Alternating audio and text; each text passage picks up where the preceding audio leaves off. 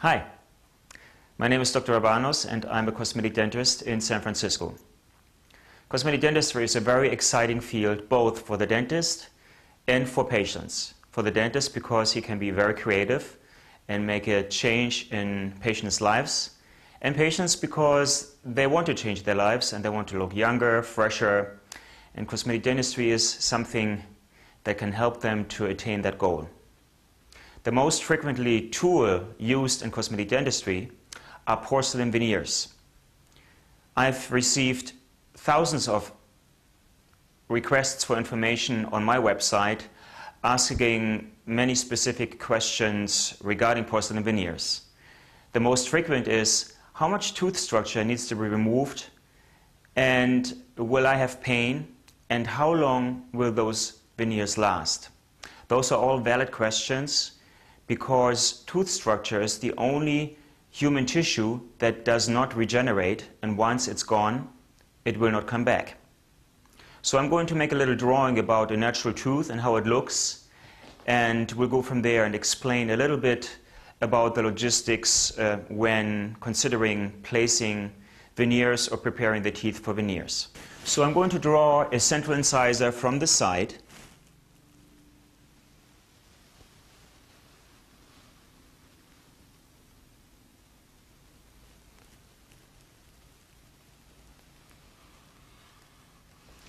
So this is about how a central incisor looks from this side. This would be the contact with the neighboring tooth. This is where the teeth contact. It usually looks a little bit more like a contact area because it's all filled with saliva, but really there's only a certain contact area to the neighboring tooth. And up here we would have the gums. Before I go into the preparation design for veneers, I have to talk about the anatomy of teeth and how nature designs them. There are three principal layers that you find in any tooth. On the outside, you have enamel. In the center or under the enamel, you have a structure that is called dentin. And right in the middle of the tooth, down the root to the nerve canal, you have what is called a pulp. So the enamel is the layer that protects the tooth, and it's the hardest tissue in the human body. It has different thicknesses depending on where you are at each individual tooth. Usually you have a thickness of about 0.3 to 0.5 millimeter up here, so you go like this.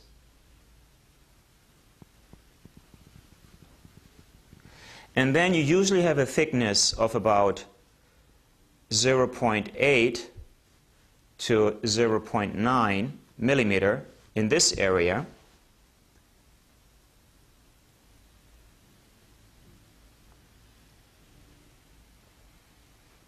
And usually you have about 1.5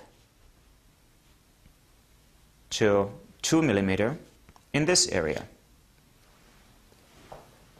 Now, there are many different ways to design a porcelain veneer. There is an ideal scene, and there are textbook parameters that are given to a dental student or to a general dentist who wants to advance to be a cosmetic dentist. But teeth are never in the ideal position, so I have to explain a little bit what the parameters are that determine where and how much teeth need to be reduced in order to create a receptacle for porcelain veneers. Ideal would be if I could just reduce the tooth here by 0.3 millimeter.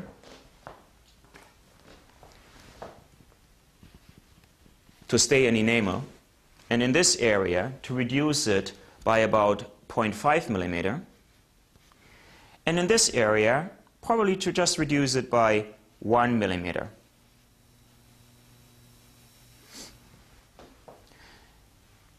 This has its limits. While it's good for the tooth and you still preserve like a certain thickness of the enamel, there are limitations for those veneers.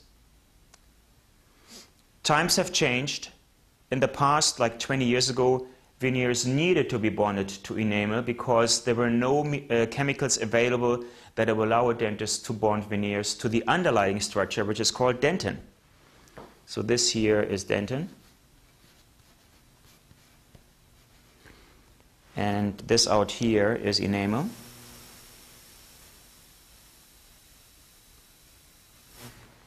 And then we have a structure that's here, that goes all the way down the root, which is called the pulp.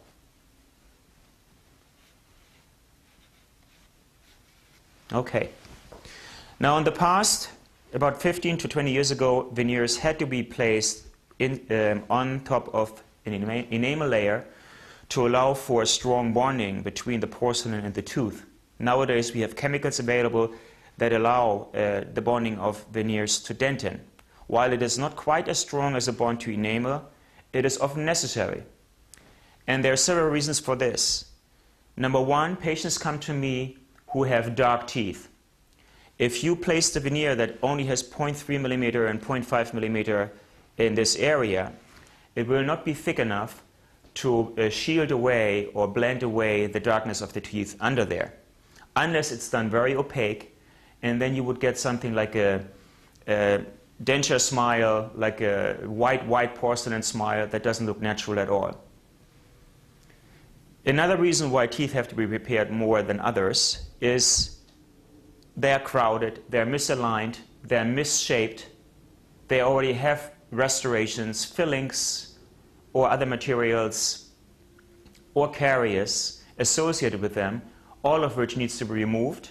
And for that reason, a veneer already will have, by definition, higher thickness in those areas.